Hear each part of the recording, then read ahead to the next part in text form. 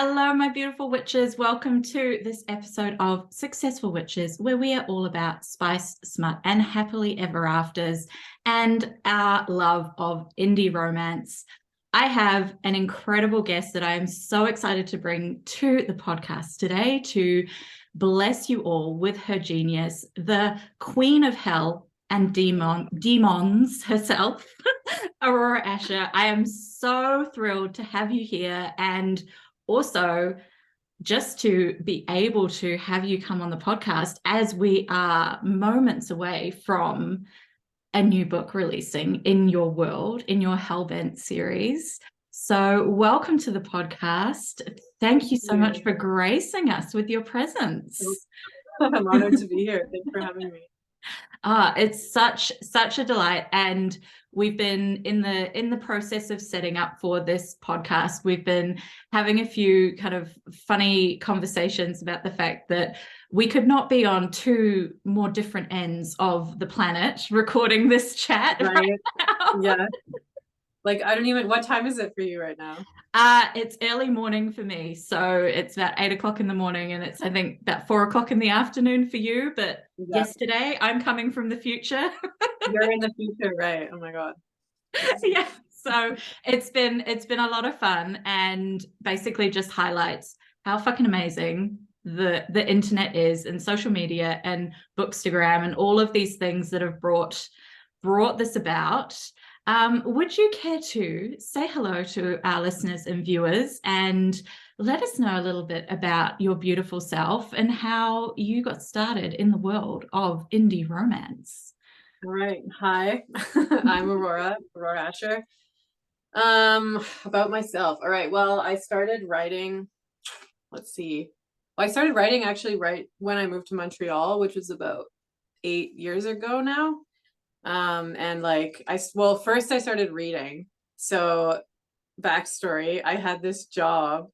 It was back when, you just get a job. I just come back from 2 years traveling abroad. I was like just in traveler mode, and I was like, I just need a job to survive. So I got this job working at this like juice bar, and it was like this little booth in the middle of like another like restaurant, and like nobody ever came there. Like, and the bosses, I would be like, you guys realize that I sold like 3 drinks today? And they're like, yeah, it's fine.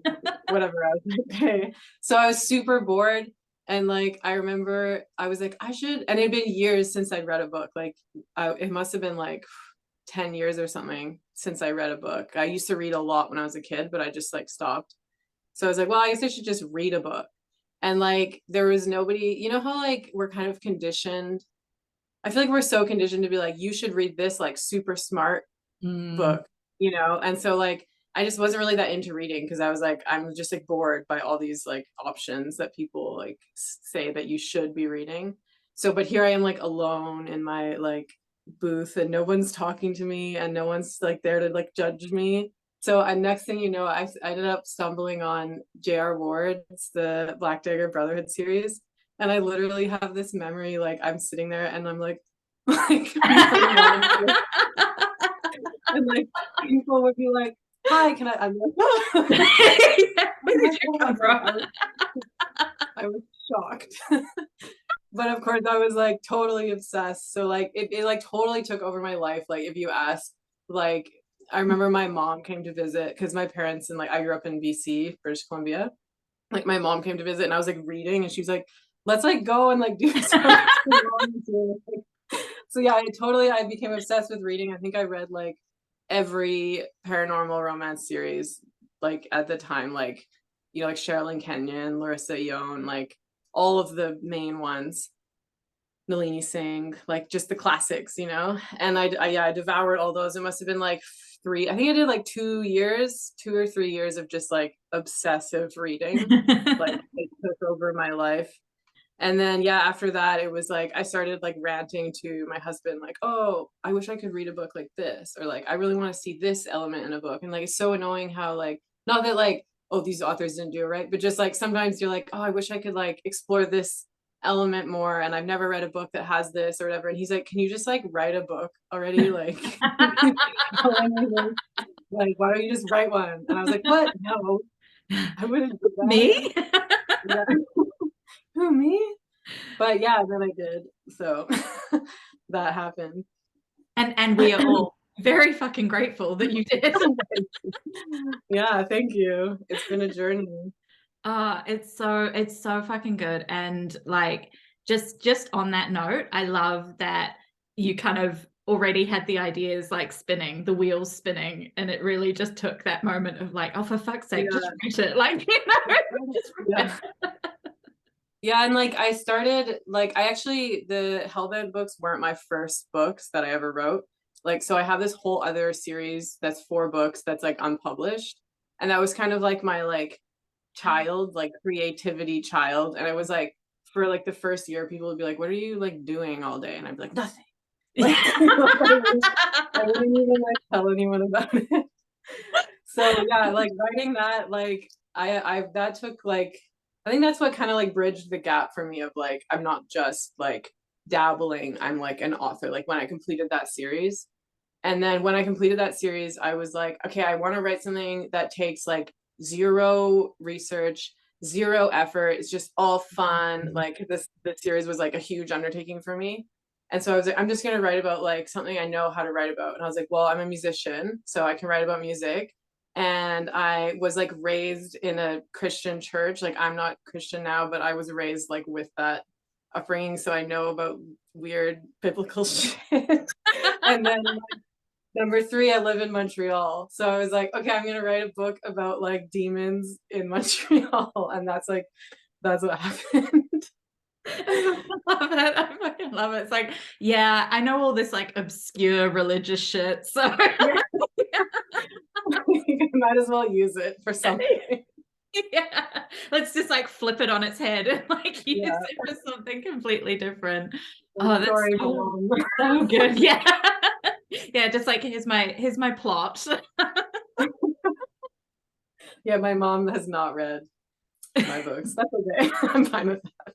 Yeah, I pretty much had the same conversation that they've got a copy sitting on their shelf of like everything, but yeah, I've been very like clear in saying like, trust me, this is not your genre. It's like, please don't read it so that I don't have to like know that you read it, and that has to like. And they just get to sort of like, you know, roll with the kind of, oh yeah, you know, we support your author journey. Yeah, great, good job. Like I'm here for you, and you're like, thank you. Yeah. Yeah, I think I can't remember who it was I saw mentioning that the other day, that they sort of said something along the lines of in their forward in the book was like, for the love of God, mum, stop recommending my books to like your like, co-workers or something like that. Oh my God, yeah. Yeah. No, it's like it's these real life indie romance author problems, right? For real. And then it's like the old like, oh, so what do you do? And I'm like, oh, I'm an author, you know, and then they're like, oh, what kind? And you're like here we go. Yeah. Are we going down this rabbit hole? There's like that I think what's that meme that it's like this stand-up comedian saying like, not unless everyone gets cool with a bunch of shit like real quick. For real. I've literally posted that on my page because I was like, this summarizes my life experience. So while we're on this topic, let's dive into what inspired the Hellbent series, because this is obviously your series that you've been working on most recently, and we're into book number 4 now. And is it 4? 5? It's 5. 5. Yes, 5. It is 5. It is 5. And obviously we have had quite the journey throughout the 5 books. And I just would love to know how the idea came, you know, beyond just sort of your mash of inspirations you had for kind of the setting and what was going to be the topics. Like, these characters are so fucking real. Like, I think that's the thing that just everyone I know who's read your books is just like besotted with your characters, because yes, we might be talking about demons and witches and, you know, like we're talking about hell and underworld and all of this, but it's like every single character is so fucking relatable. Like, it just blows my mind every time. I love to hear that. Yeah, I don't like, it's kind of, I don't want to say like, oh, it just came to me, but like when I started writing, like my first characters, like I wrote that, like the first chapter of like book one was like the first, like I didn't rewrite that or like, you know, edit it, but like it wasn't like structured at any point. And I just like was writing, and I was like, well, I really love when I read PNR when there's like a group of like dudes. Like that's what I loved about like BDB. It's like the brothers, like they're like, you know, and then you get to meet them all in the first book. And like when you're reading that book, you're just like, oh my God, I can't wait for his story. Like I remember reading Dark Lover and being like, I need to read like Zadist's story, like because he's so fucked up. And I'm just like, yes, like that's so, It's so the yeah, I was, fucked up ones that get you like every time, yeah, right? the damage, like I love the damage ones. I have a soft spot for Yeah. sure. But yeah, so I guess when I started, I was like, oh, I for sure need like a cast. Like I'm not just gonna like add people in as we go. Like I really, and I think that's one of my favorite parts of writing, like is the characters, like more than other stuff. Like I feel like the plot is there, and obviously I've put a lot into the plot, but I feel like my favorite thing to do is just like set the characters up to like interact. So then I use the plot like to do that. So yeah, they kind of just like came into my head. Like I don't really know. Like I was just like, what's hot? like let's think of some like really hot dude. Like Meth with the tats. Like I definitely have a thing for like full body tats. So I was like, I definitely Yeah. like I need that. Yeah. Yeah. And like another thing that helped inspire it is like a lot of the names, all the names are taken from like occult like books, actual books. Like the Ars Goetia is from like the Lesser Key of Solomon, which is this like super weird, like it's the weirdest. If you ever have like time to like flip through this book, it's bizarre. Like you're like, what the fuck are these like old white dudes from the Middle Ages like on about here? Like it's Yeah. bizarre. Like I love it though. Like I love it. So I was reading all the demon names, and they all have like little descriptions. And I was just like, how funny would it be to like write about, like give these demons like a personality? So Mm. that's where I got like Belial, Asmodeus, Rome, but like Meph came from the like legend of Faust. I don't know if you've heard the like deal with the devil like story. And his character was kind of like, I was just like, it's just funny. Like I don't know, I just found it funny because it's like if you look up pictures of Mephistopheles, it's like this ugly, like old, like it's just like not sexy. So I was like, I'm just gonna like Yeah. 180 that, do Yeah. something else. And Yeah. holy shit, did you 180? It's not, this is not your typical No, legend of like Faustian retelling. all it takes is one glance at the cover and it's like, yeah, sold. Like, That was I was so happy about that because that cover took me for fucking ever. Like oh, the freaking tattoos, I was in my head, I'm like, never draw like it's like no I wish I had character, tattoos. no And more then once characters with tattoos. yeah, like I'll write them, but you don't get to see them drawn. But like once you've drawn the tattoos out, then you're like, anytime I draw this character, I have to know those tattoos and redraw them. So like Mm. it's an undertaking, but it's good. Yeah. As she's going for Patreon, like, yeah, meth art will be like, indefinitely on pause. Unless we can have some sort of like meth in the shadows. Yeah, like oh, he's just like his hand peeks out or something. Like that's that's all you get. Yeah, whole body disguised. I can only imagine because like we have to touch on this that not only are you an incredibly fucking talented writer, but you are a musician and you are an artist and you do your own art for your covers, for your Patreon. Like I do not know when you sleep, woman. Like like I know I've joked with you before that I'm like, are you the OG like demon queen like in real life? Like I wish, kind of. Yeah, So that's definitely the sleeping thing is definitely a thing. Like I'm working on that the last couple years, like balancing because like it's like I do want to do it all. Like I definitely have that type of personality where I may be a bit of a control freak. I'm like Murmur.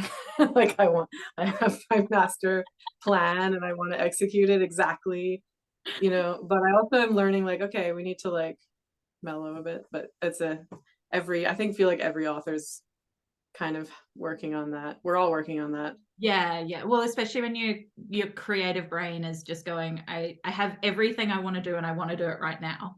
So it's like finding that balance between what projects you can kind of work on right now and allow Yeah, that sort of impulsivity to be free, and then the ones that are coming later and later and later. totally. Yeah. It's hard to you get like super inspired on one project and you know that you're like, I can't work on this right now. I have to work on this other Yeah. project. Yeah, especially when, I don't know, for me personally, like I find when it gets to that point of something like editing, or you know, the part that is not creative brain friendly, Yeah, that's yeah. the worst points, when the other creative things come dancing in and go like, oh, isn't this so much more fun? Wouldn't you love to do this? Yeah, been there. Yeah, and honestly, like the art that you create is so fucking amazing, like, and it just must feel so good to be able to. I know you've mentioned before, though, that it sometimes is very hard to get the vision onto the page, but Mhm. it must feel really cool to be able to showcase your characters genuinely in the way that you want to portray them, rather than, you know, Mhm. for us mere mortals who have to go and find, you know, kind of like images on Pinterest or something to sort of indicate what we're seeing in our brain. You're literally able to create this art and share it with all of us. Yeah, like I mean, I try.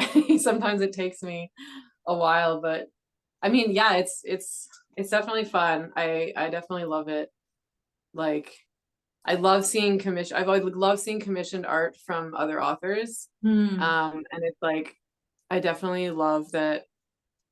Yeah, that I can do that myself and like try anyway to capture what I'm thinking. Sometimes it's like such a challenge. Like some characters like Meph's cover, I was like, I know exactly what he looks like. Like I was like, I can just like the hardest part was like drawing what I knew I needed to draw.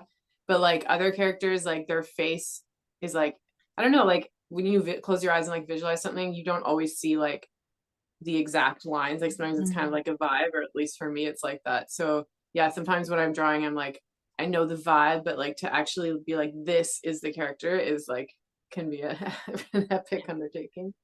But Is it's that definitely like, fun. is that the moment where we're like, Belle, Belle?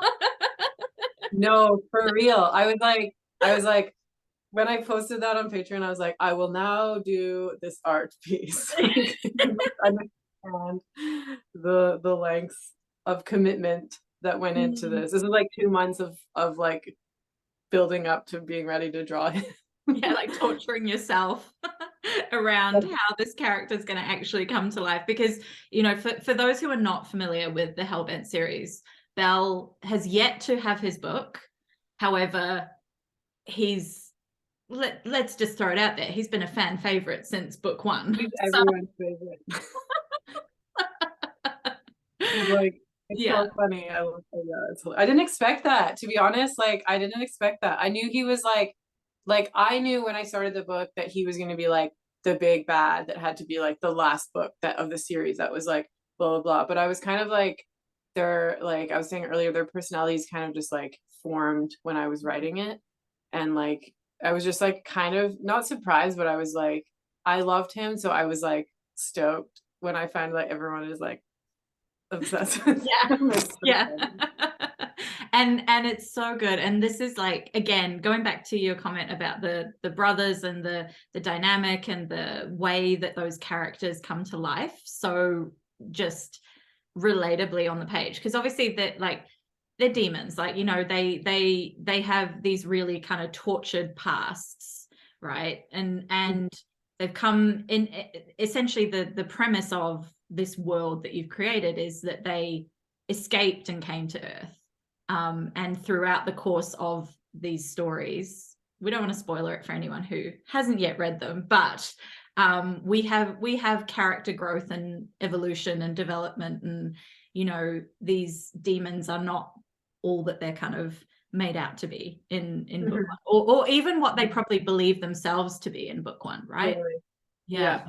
And like figuring out I'm obsessed with the trope of like, what is emotions, like what are love. Like I just love writing that like emotionally incompetent characters. It's like I love it. It's so fun. So that was kind of, I think, one of the main inspirations behind the series is like we have a group of people that like at their core they're good. Like, they have a good heart, but they don't have a freaking clue like how to identify their emotions or like, relate to people or like Yeah. sympathize. And I think Mist is such a great example of that. Like because not only is he struggling with all of that, but he hasn't had the time to kind of acclimatize to humans and earth and all of these things. So when we kind of first meet him at the start of his book, it's that great moment where he gets sent to go get ice cream from the corner store. Yeah. And it is like literally how to human is pretty much like the summary of that scene.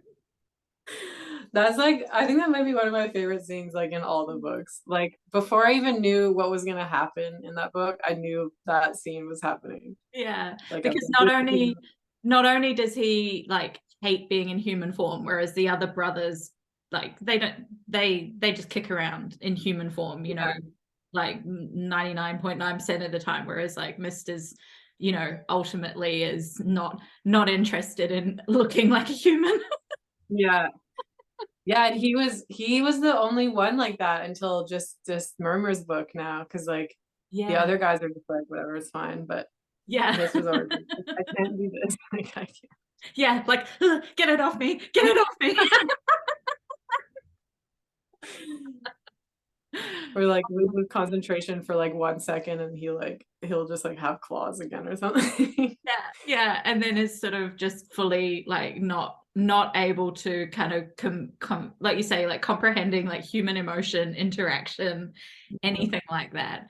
Which I think is why also his, that love story in that book is so sweet as well, because it's like you've got, the ultimate in demon who is just completely out of his depth, having to go through the real like roller coaster of And like to fall in love. like he's worth it too. Like Yeah, however uncomfortable he is, however much he hates it, like she's worth the effort. That's like, I love that shit. yeah. So eat that up, eat that up. So yeah, we've got this world and we've got these characters, and not only have we got these incredibly engaging and fucking funny demon boys that are in there as well, but we've also got these female characters who they fucking give as good as they get. Like all of them, they're amazing. Yeah. Thank you. Yeah, Yeah. I don't know. I feel like maybe one of my qualities as a person that is like, I like to like think about other people's points of view and try to get in people's head. So yeah, I feel like, I don't know, like there's some romances where, the phrase TSTL is too stupid to live. Have you heard that one? And you're like, why is the TSTL heroine kind of like a recurring theme? And so, I don't know. So I just always wanted to make sure that like I really thought out my characters, especially the women and their motives, Mm, or both, especially both, but like yeah. didn't leave the women behind while I was busy like crafting the men. Yeah, exactly. And that's why, like, I think even though we've got this kind of voracious appetite for book boyfriends, right? Like within the sort of book community of people who are, just kind of that's the bit that really like hooks people in. Yeah. I'm the same. I'm like, I can't, if there's a female character that is just bland or make stupid decisions or whatever it is, I'm sort of going, hang on a minute, like could we not have like given a little bit more attention to this, like Totally. this other massive component in the story. Yeah.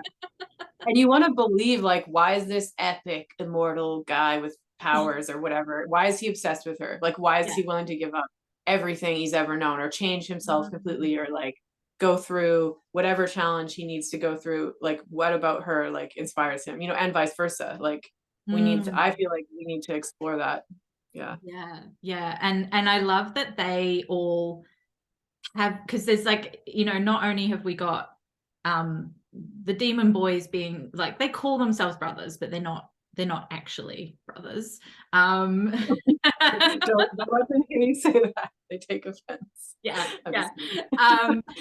And so we've got huge found family kind of vibes throughout this whole Yeah. series. And I love that with all the female characters that have come into it, you know, they're strong and able to hold their own, you know, and they also have developed their own kind of little interactions and friendships. I mean, obviously we have the twins who, like, by default, we, you know, are stuck together for life. Yeah, they're Yeah. close for sure. Yeah. But, you know, we've got, like, they've all kind of developed their own way of building relationships and building friendships that happens, and like, it's just captured so well. Like, everything feels so relatable, and I love just, it's so much of that banter is so good. Like, it's just so good to read. It's so funny. Yeah. Really my favorite part to write. Like I said, when I wrote that first book, I was like, oh, it's just like for fun. Like I'm just purging, you know, whatever. And like when people started to be like, oh my God, I love the banter, or I love how like silly it was, I was like, oh, awesome. Cause like this, like I could actually like do this. Like, cause that's just what I love. Like I was just writing what I love and what I wanted to write and to read. So Yeah. to hear that, yeah, other people connect to it was like awesome. And yeah, that was my first publishing thing. So it's like you're just like, it's totally, you're like, here I am in my little cave alone. No one has to read this, you know, now versus like now it's like, here you go, world. Like Yeah. totally, it's totally different. It's a different Yeah. mind game. Yeah, exactly. Like, it's no longer just this thing that is existing in my brain, and that, you know, Mhm. of course like any successful author, I'm sure, has got that in common, that, you know, as long as you're writing what you genuinely enjoy and love yourself, it's always going to translate on the page that much better. Yeah. And, you know, Yeah. if you ever get into a conversation about like, oh, should you write for a certain market or genre or whatever, like, I'm sure there are some authors who can do that very adequately, you know, and are talented enough that they can probably turn their hand to whatever, but it's always going to have that little something extra when it's what you genuinely enjoy reading Yeah, yourself, right? totally. Yeah, Yeah. I totally agree with that. Yeah, the whole right to market thing is a definitely interesting topic because it's like you're like yes but no, like Yeah. totally yeah, but also no, like don't do that. Yeah. And I think that's why, you know, for me, um, paranormal has always been where it's at for me. Like, and I think, you know, I've always lent so much more towards that. And I think I read widely of all other genres, you know, in romance, but I think even the other day I was reading something that was like a billionaire romance, and I was just kind of like, this this ain't doing it for me, you know, like, I'm like, yeah, I get the appeal of like this man who is incredibly wealthy and can just kind of like solve all problems with a snap of his finger, but I was like, nah, I need the like tortured like soul, and you know, like, they've had to overcome something, and they've maybe Yeah, had like been through a few battles against like a few other supernatural beings along the way. fantasy man, like paranormal fantasy, like it's I don't know if I could, maybe like I've never say never, but like as I am right now, I can't see myself ever wanting to write outside of that because I'm like Mm, I just love the imaginary, like the like over the top crazy things that aren't real in life, like the escapism, you know, like yeah, but that's I my love in thing. your books how you blend that with like literally the most grounded kind of everyday life, you know, it Mhm. feels so fucking tangible, and at the same time you've got this magical, like, you know, fantasy paranormal stuff happening, but like, that's just what gets me, is like when you've got that mixture of something as simple as like two demons learning how to have like a text message conversation with each other. Like, Yes. it's so good. Yeah, I love that shit. I love that shit. Yeah, and like, you know, they just I think that's the bit that the dynamic between them all is so well done, in terms of they're able to have these tiny little moments that are just like sewn throughout the series, and it really sticks with you. Like, and you know, it's funny, isn't it, how we can have these like really epic moments that are probably like the most challenging to write in terms of the plot and things. But then it's often the stuff that is probably the easiest to put down on the page can just like really stick with readers.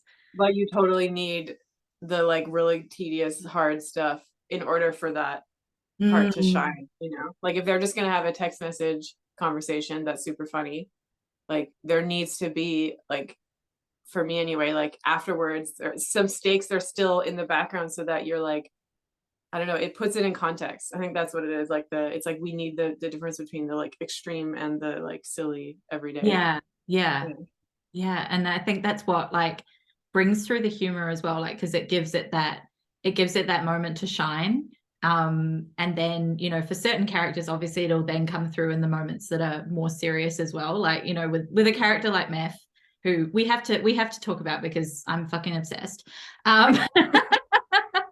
That, you know, like that's his character, is the like takes nothing seriously, you know, and but then in his demon form is like probably the one that they least want to fuck with, right? Yeah. Like his demon form is like very serious. Like, but then also his demon forms also got the like cute little like lost puppy vibe too. Like I love him. Yeah, I think oh my god, terrifying, and he's like, ooh. Yeah. I know, and the funny thing is that like yeah, you've got that moment, and I think one that really sticks out with that in mind is like, I think when they're in hell and he's in his demon form, and I think he kind of like peeks around the corner or something. Yeah. I remember the exact context of he's it. Like terrified, and then he's like, yeah, like, you called? Because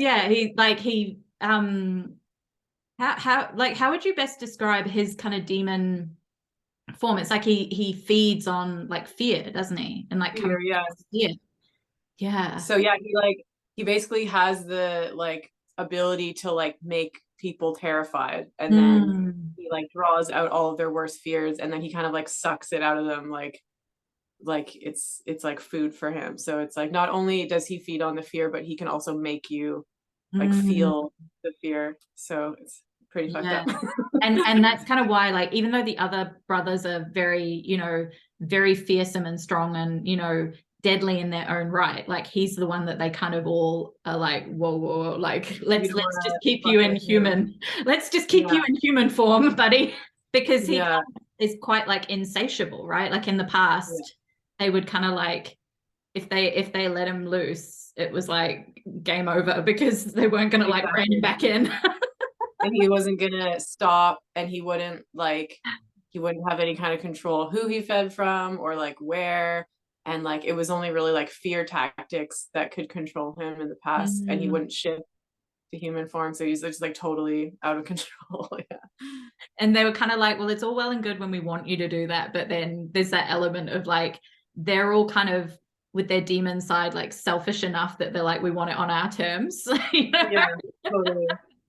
Well, and like Belial's like, oh, I just fry him like with hellfire to like, you know, and then Iris is like, what? That's horrible. Like, why would you do that? Yeah, actually, there's that scene, right, where she's kind of like, whoa, like let's not toast him.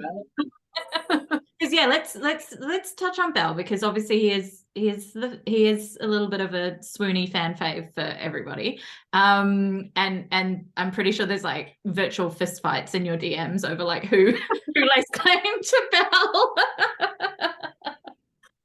Yeah, pretty much. That's happened. And so he has like, how do we best describe Belle? Rage issues? Like he's basically like, he sees himself as like like not in charge, but like the responsible one, and he's like trying to hold it all together. Meanwhile, like Ash is like, I'm the real responsible one. Like you're totally out of control, man. Like, but Belle thinks like he's the one that has to hold it all together. So he has this kind of like heavy burden of responsibility. And then he kind of has like, he's kind of like a little bit guilty because he feels bad about like the way that he can't control himself, and he knows he's like a burden on everyone. But at the same time, he's like the biggest like badass kind of. So he's like don't fuck with him like ever, basically. So his brothers are kind of the only ones who like push his boundaries, because everyone else, like he's used to everyone else who's like terrified of like, oh my god, like if you pick off Billy, you'll literally get burnt with hellfire. Yeah. Like because he explodes into flames, essentially. Yeah, he'll burst into flames. He gets bigger. We still don't know what his full demon form is like. FYI, we're gonna go into that in then book 6. But yeah, so his brothers, I think, are the only ones who are kind of like, who can like poke him a little bit, and like, you know, like Rome in book 4 was like, why don't you just like do this, or like, I think you should try this, and Belly was like, bro, like shut the fuck up, like, you know, like no one else would dare talk to him like that. Yeah, because like Rome is really like he's the silent one in the group.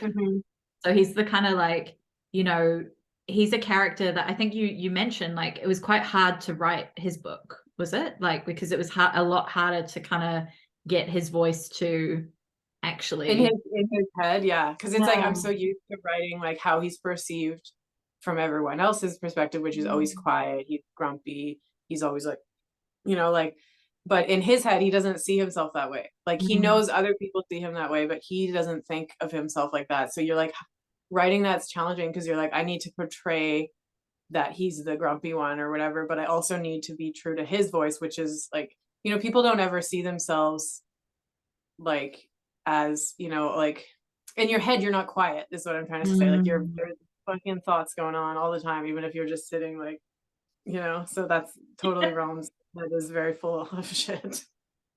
Yeah, I feel like Rome is like he'd be the author in the group, like, you know, because it's like he's probably got so much going on internally, but then it's like the actual words to express it is just like, why bother, kind of thing, you know? Yeah, like, totally. Yeah, like he's not gonna bother unless he knows people are gonna listen. Like it's like, I'm not gonna waste, like, whereas like Meph is always like trying to like fill the silence, make stupid jokes, like make people laugh.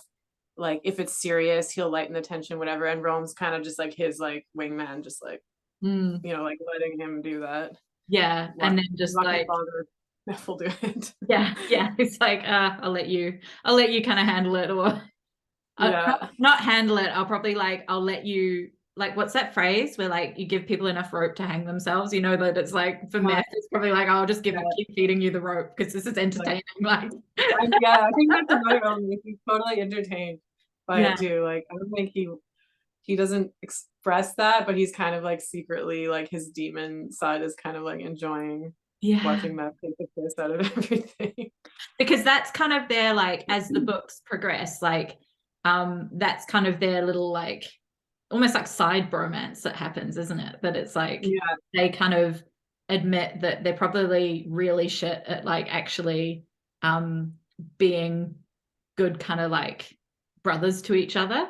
But it's really cool to see how their like dynamic I guess just like deepens, like, because it's beyond them obviously getting into romantic relationships and learning how to bond in that way, but it's like they're learning how to bond in a way that is beyond just sort of the surface level shit. Totally. Yeah, like after they found their women, like they had to kind of reframe their whole relationship, because in the past it was like they were like alone together kind of vibes. Like it was like, don't worry, like, you know, we can go fuck shit up together, like it's always got my back, like whatever's going down. And like they were kind of just there for each other without really like making a lot of, like there wasn't a lot of conversation or like emotional connection, but they were always there for each other. So there was kind of that knowing. But then like when like Iris came along, it was like totally a new dynamic, because suddenly Meph has someone else that he leans on like emotionally,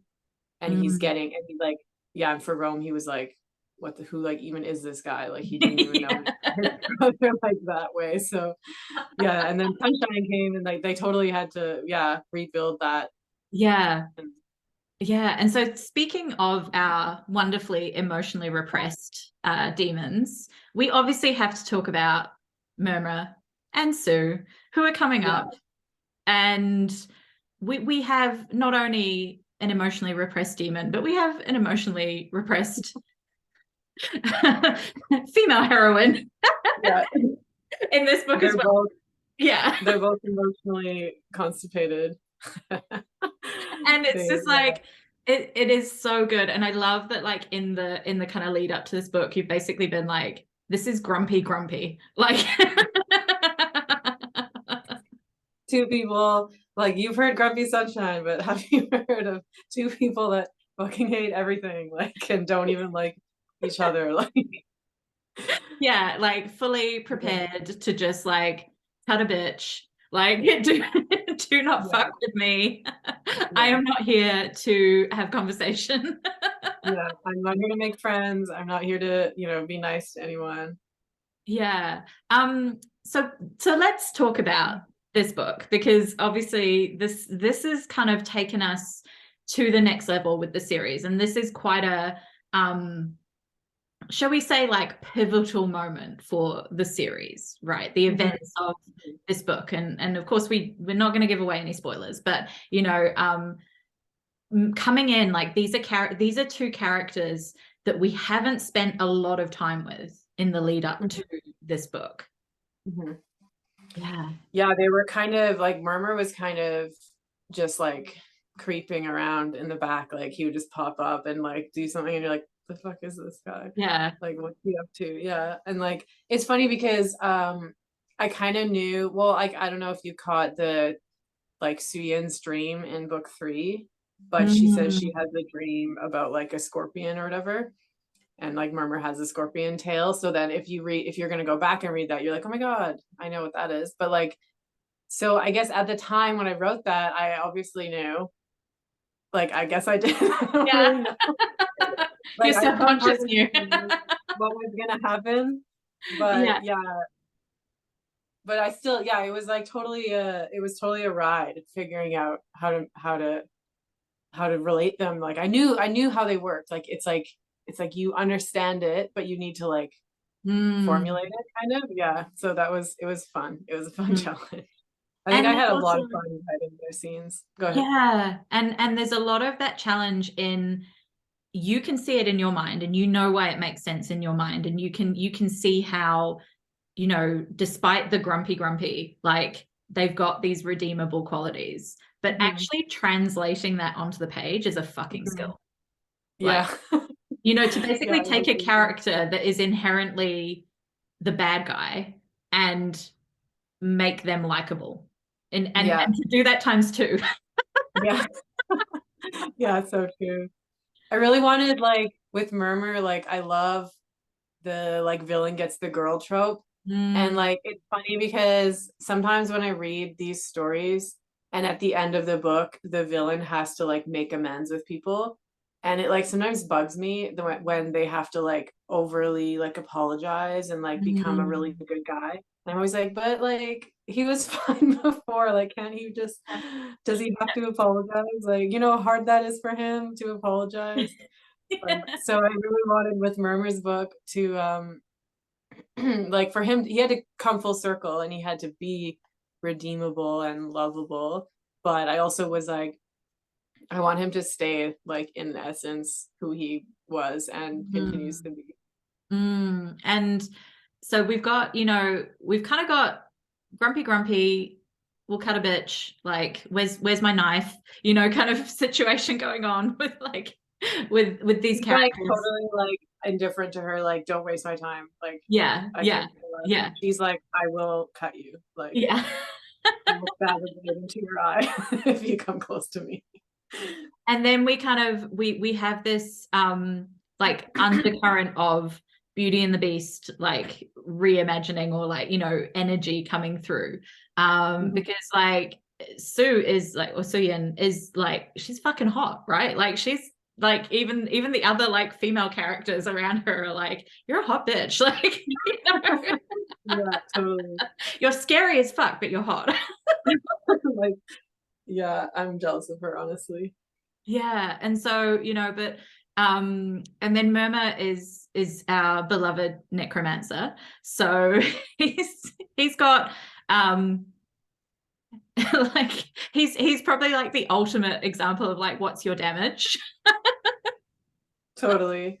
And he's totally like not your typical, like, even within my like the monstery sides of the demons, like I remember some people telling me, like, they were like, I can't imagine how you're gonna make Murmur like into like a hot, sexy, like romance character. Like he sounds so creepy to me. And I was like, to me, he was always hot, but I totally like, got that because I was like, like I keep saying he looks dead, you know? Like, and they're like, like, is this sexy? I don't know. Like, Yeah. Like, trust me, it works. And I think like I love the little bits that you've slipped in that are like references to like you'll probably have to say it far more eloquently than me, but it's essentially like dead elf or something like that, Yeah. like the long hair. He's got the like ethereal, like Middle Earth elf vibe, very graceful, tall, like Yeah. very like charismatic, but then he's also like vampire undead vibes. Yeah. He's got horns. He's got a scorpion tail. He's got like an army of souls he's essentially in command of at all times. Yeah. Creepy dead ghosts swirling around his feet at all times. Yeah, the ultimate accessory. Yeah, pretty much. Like that's the vibe right there. Which, like, when we know that like Suyin is like hot goth vibes, like she's she's into all of that. Yeah. And it probably is one of those things that even though like other people might look at it and go like, whoa, like that's a lot, she's at least going like, that's a lot, but ooh. Yeah, like I relate to that. I was like, I'm into this. I'm Yeah. into this. Yeah. But I'm looking forward to like convincing those people through this book that like who were on the fence maybe. Like they're like, no, like trust me. Yeah. Trust me. Trust me on this one. Come along for the journey. Yeah. Yeah, because it is like this book takes you on a fucking journey because we as I say, like we get some really pivotal moments start to or cards kind of start to lay out on the table of like what is to come. And I know that obviously there's an element of your books being their own stories and their own standalones, but interconnected. But this one did obviously have to have some like pivotal setup things, and kind of things from past books flowing in, and it's just like masterfully fucking done because it is a fucking journey because you literally take us to a castle in hell with an immaculate library situation going on. Yeah. That kind of was inspired by like very loosely inspired, but I love seeing those memes like on Bookstagram where it's like about Beauty and the Beast and they're like, it's like I will take a dude who will like give me a huge library, like lock me in a castle and I don't have to do anything and I have access to this huge library. Like I'm not complaining. So that was kind of like the vibe I was thinking of. Yeah, and I think also like the variation on that's basically like the wishing that the beast never turned into the human as well. Yeah, that's a good one. Yeah. I have like core memories as a kid being like, and then you get to the part and you're like I don't know. Like I feel something weird. Yeah, it's like like he's a good looking cartoon dude. Like I'm not gonna lie, the human dude looks good, but it was like, but he was fine. He was better before. Yeah, like let's just rewind. Like and then it's like is I this always an joke optional like thing? because she's like, wait. Wait, Yeah. I don't want to undo the curse.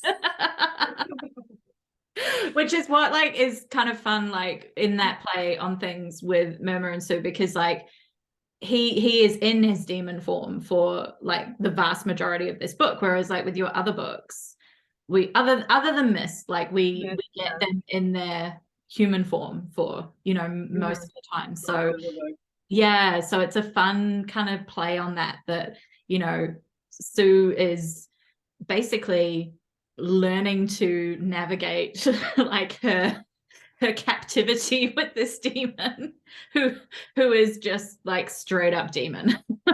Yeah, he's like not trying. He's not gonna try.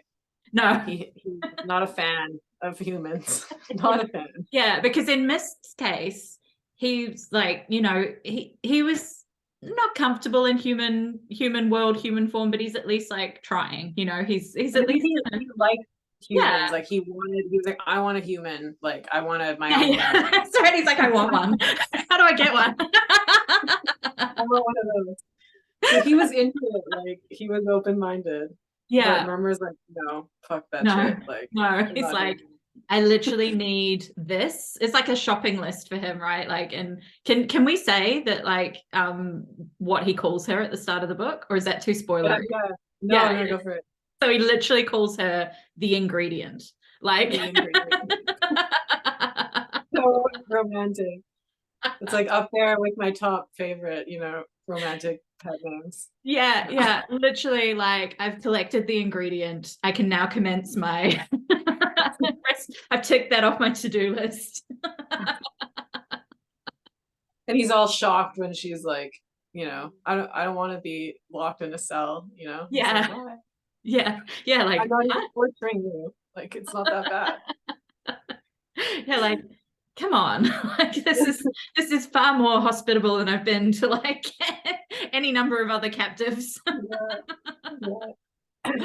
Oh, they're so good, and like it just getting the opportunity to read that book early was just such a treat, because yeah, it is just their dynamic is so much fun, and I really love how that trademark humor still comes through, even though we've got two characters who are very, yeah, as you say, like on paper are very at odds, are very much just like going to be at each other's throats, quite literally.